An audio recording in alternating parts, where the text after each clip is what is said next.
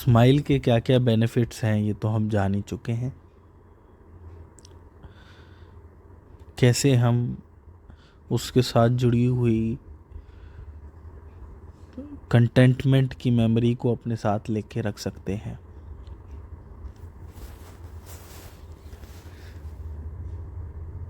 हम ये भी जान चुके हैं कि परमात्मा तत्व में ठहरने के लिए दो ऑब्जेक्ट के बीच के स्पेस के साथ एक होना पड़ेगा,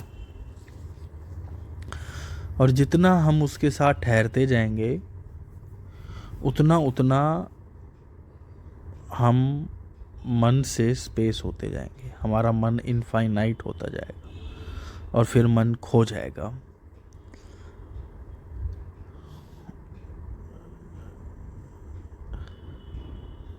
इसको स्टेजेस ऑफ एनलाइटनमेंट भी कहते हैं। तो स्टेजेस ऑफ एनलाइटनमेंट की तरफ चलने के लिए या किसी भी चीज़ के लिए चलने के लिए सबसे पहला स्टेप तो किसी भी काम को करने के लिए स्माइल है। Smile is a neutral process, ठीक है, ये तो करना ही करना है। अब जो स्टेप नंबर वन है, जिसको पतंजलि में धारणा, ध्यान और समाधि, तो धारणा आपने क्या करनी है, धारणा मतलब इंटेंशन आपने क्या करनी है, दो ऑब्जेक्ट के बीच के स्पेस को देखते रहना है। उसके बेनिफिट्स भी मैंने पिछली ऑडियोज़ में बता दिए हैं कि क्या देखना है, क्या होगा, उसी पे सरेंडर करके चलना है। जो नेक्स्ट स्टेज आएगी, अब इससे गहरी स्टेज आएगी, वो ये आएगी कि सारी जो ऑब्जेक्ट्स हैं वो आपको नाद स्वरूप दिखने लग जाएंगे। आज क्वांटम फिजिक्स भी इस बात को प्रूव कर चुकी है कि we are made up of atom and then energy. Everything is in this world is made up of atom, ठीक है। उससे थोड़ा और ऊपर करें तो everything is made up of frequency and vibration, ठीक। तो उस फ्रीक्वेंसी एंड वाइब्रेशन को हम या तो कंपन कहते हैं या नाद कहते हैं, ओके। तो क्या होगा जब आप इस स्पेस को देखने लगेंगे, इसकी अगर आप चाहें तो हम 1 डे वर्कशॉप भी ले सकते हैं। आपको कमेंट करना पड़ेगा कि वी वांट 1 डे वर्कशॉप। तो उस 1 डे वर्कशॉप के अंदर हम ये सिखा भी देते हैं कि कैसे आपको हर एक चीज़ के साथ, हर एक चीज़ आपको ऑब्जेक्ट के साथ साथ एक कंपन भी दिखाई देने लगे, ओके। तो जो सेकंड स्टेज आता है वो ये आता है कि ये स्पेस को देखते देखते जो ऑब्जेक्ट है वो ऑब्जेक्ट अब आपको कंपन पहले दिखाई देता है और मेमोरी बाद में। ये जो जगत है, इस जगत के अंदर एक ह्यूमन है जिसका नाम है राम, और एक ह्यूमन है जिसका नाम है श्याम। इन दोनों के अंदर फ़र्क क्या है? इन दोनों के अंदर जो फ्रीक्वेंसी वाइब्रेशन वाला जो कंपन है वो तो सेम है। जो फ़र्क है, जिसको कहते हैं जिससे बने हुए हैं, वो तो सेम है। फ़र्क है वाइब्रेशन का, ओह सॉरी, फ़र्क है मेमोरी का। ये जो मेमोरी है ये किसी की वाइब्रेशन को हाई कर देती है, किसी की वाइब्रेशन को लो कर देती है। वाइब्रेशन, फ्रीक्वेंसी, एनर्जी से हर कोई बना हुआ है। जो उसकी मेमोरी है, जो उसकी मेमोरी है वो उसको अमीर या गरीब बनाती है। जो उसकी मेमोरी है वो उसको खुश या दुखी बनाती है। वो जो मेमोरी है वो उसको अच्छा या बुरा बनाती है। जो जिस चीज़ से बना हुआ है एक इंसान, वो सबका सेम है, ना कि इंसान बल्कि ये सारी सृष्टि। थोड़ा सा इसको भी समझिए कि जो सृष्टि है वो पहले अद्वैत थी, यानी सिंगुलर। लीला रचने के बाद उसको द्वैत में किया गया। द्वैत की वजह से ये सारी प्रकृति बनी। और जो मेमोरीज हैं, मेमोरी, उस मेमोरी के अंदर रहने की वजह से आपने अपना त्रैत बना दिया। त्रैत का मतलब क्या है? जो द्वैत है उससे जो चीज निकली उसको सृष्टि कहते हैं। सृष्टि के नियम हर किसी के लिए सेम है। अगर भूकंप आएगा तो ना तो वो ये देखेगा कि आप अमीर हो या गरीब, अगर धूप है तो वो ना देखेगी कि आप अमीर हो या गरीब, अगर बुढ़ापा है तो वो अमीर और गरीब नहीं देखता, अगर मृत्यु है वो अमीर और गरीब नहीं देखती। तो जो द्वैत की वजह से प्रकृति के रूल बने हैं, ग्रेविटी है, वो ये थोड़ा देखती है आप कितने अमीर हो गरीब हो। इस रूल को वही तोड़ सकता है जो पूरी तरीके से शिव तत्व में एक हो जाए, जो अद्वैत से भी निकल के सिंगुलैरिटी में एक हो जाए, द्वैत से निकल के पूरी तरीके से अद्वैत हो जाए, वो तो इस रूल्स को तोड़ सकता है। पर जो एक नॉर्मल आदमी है उसके लिए जितने भी डुअलिटी के रूल्स हैं, जितने भी प्रकृति के रूल हैं, वो एक बराबर हैं। फिर कोई खुश, कोई दुखी, किसी के जीवन में इतना पेन है, कोई आनंद में है, कोई इतनी मेहनत करता है और घर का खाना मुश्किल से ले पाता है, और कोई सोते सोते अरबों कमा रहा है। इसके पीछे का कारण क्या है? इसके पीछे का कारण है मेमोरी।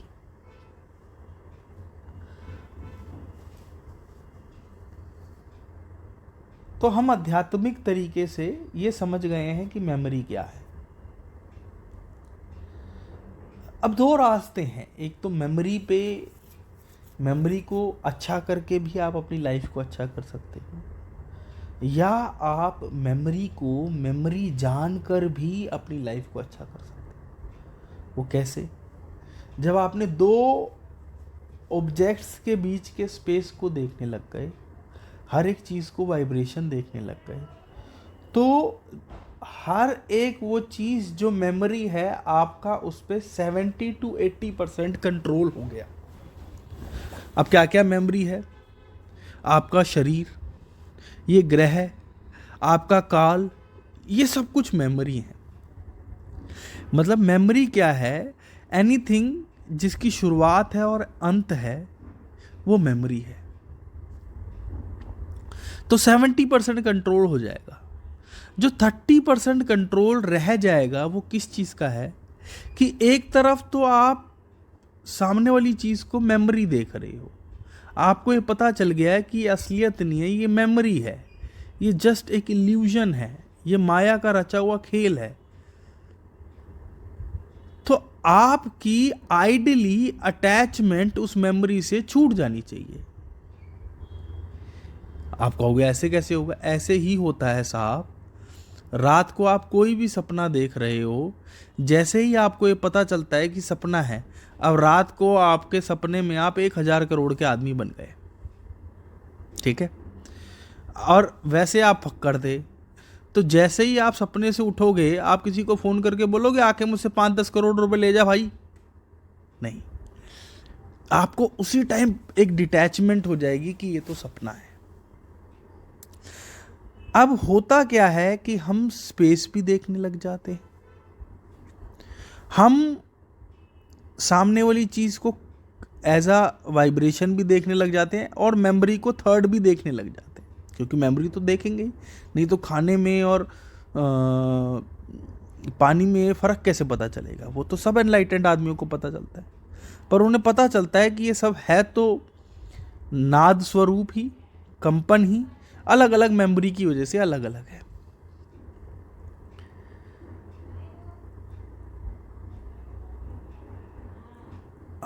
अब अगर आप में से कुछ लोग हैं जो इस स्टेट पे पहुंच चुके हैं, अब उनको क्या देखना है कि अगर वो ये चीज़, आपको ये मनन करना होगा कि अगर आप सच में ये जान चुके हैं कि ये मेमोरी है और कुछ भी नहीं,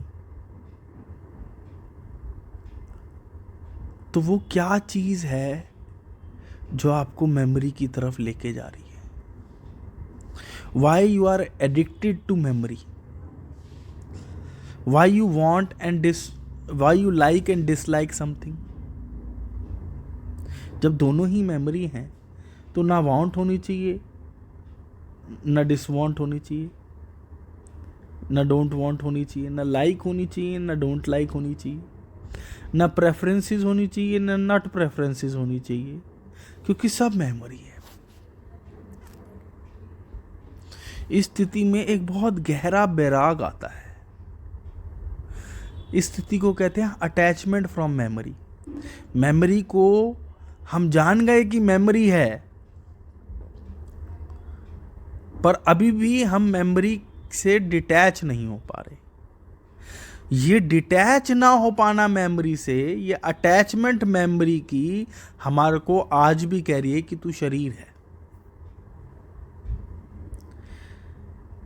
जितना जितना आप स्पेस देखने लगोगे उतना ज़्यादा आप कि मैं ये शरीर हूँ इस प्रोग्रामिंग से छूटते जाओगे। 70% तक आप कंटिन्यू स्पेस देखने लग जाओ तो 70% आप स्पेस से छूट जाओगे। जो ये 30% का काम है ना साहब, ये बॉडी से कनेक्शन को हटाने का, ये जब किसी भी मेमोरी से अटैचमेंट और डिटैचमेंट दोनों नहीं रहेगी, आप समझो इस बात को, ना तो उससे अटैचमेंट है ना तो हम उससे पॉजिटिव हैं, ना ही हम डिटैच हैं, बट डिटैच का मतलब उसका अगेंस्ट होना नहीं है, मतलब वी आर न्यूट्रल। अब आप कहोगे कैसे न्यूट्रल हो जाएंगे मैटर के साथ? आपने एक गाड़ी आज से साल 2 साल 3 साल पहले ली थी, आप उसको लेके पॉजिटिव थे। 7-8 साल बाद आप उसको लेके नेगेटिव होंगे। 1.5-2 साल बाद एक टाइम होता है जब आप एक मटेरियलिस्टिक चीज़ को लेके न्यूट्रल होते हो कि ना मैं इससे इन्फ्लुएंस होता ना मैं इसके अगेंस्ट में जाता। तो एक सिद्ध पुरुष जो है वो हर एक चीज़ के लिए ऐसा न्यूट्रल हो जाता है। उसको पता होता है ये मेमोरी है, ना तो वो उसकी वांट करता है ना वो उसकी डिसवांट करता है। एक उसकी छोटा सा हो जाता है कि अगर ये हो जाता तो थोड़ा अच्छा लगता, मतलब वो इतना वांट, अगर मैं बोलूँगा कि वांट होता तो आप उस अपने वांट्स को जस्टिफाई करने लग जाओगे, बट वो एक ऐसी चीज़ की ठीक है ये होता तो बेहतर होता, ठीक है, पर उसके होने से ना तो हम हाई हुए, शब्द सुनना, ना तो हम हाई हुए ना उसके जाने से हम लो हुए।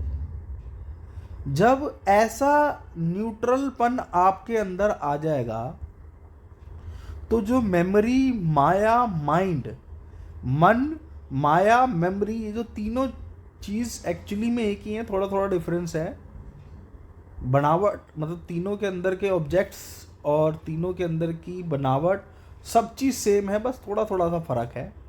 मन से माया बनी और माया ने यूज़ किया मेमोरी का, ठीक है जी।